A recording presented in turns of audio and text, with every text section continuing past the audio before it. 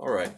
Hi, this is Gun Funds ES here, Martin Luther King Day. Let's use Martin Luther King's life to show an example of the importance of freedom.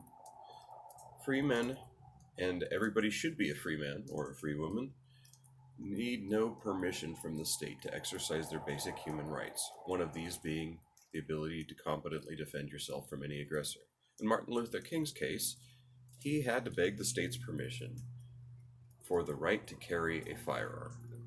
And the state said, no, we were looking and we didn't see any particular need or any particular danger that you had above the normal human risk of danger. Therefore, we're going to deny your request to get a concealed carry permit.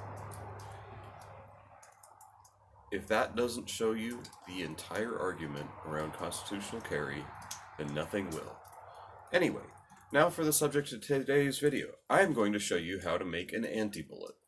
There's 3 simple steps. You may ask what an anti-bullet is, and I will put that off until I've answered the 3 simple steps of how to make a normal bullet, which is very simple. You take a high-strength lead alloy, and you heat it up, and you take an object with a bullet-shaped void in it, and you fill that bullet-shaped void with the high-strength lead alloy, and then you have a bullet. An anti-bullet is the opposite, of course. Just like matter and antimatter are opposites, bullets and anti-bullets are opposites. And the way you make an anti-bullet is you take a high-strength lead alloy,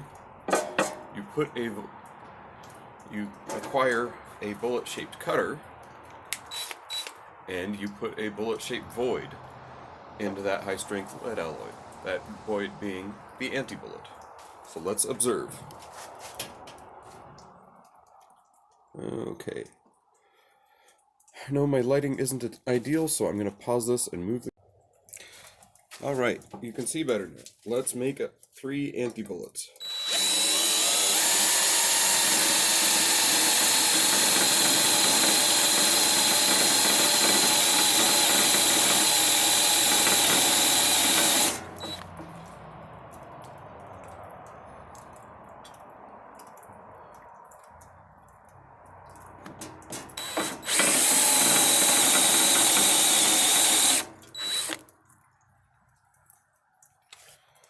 Okay, that is 1 anti-bullet. We would say that that is about 115 grain 30 caliber anti-bullet. Let's make another one.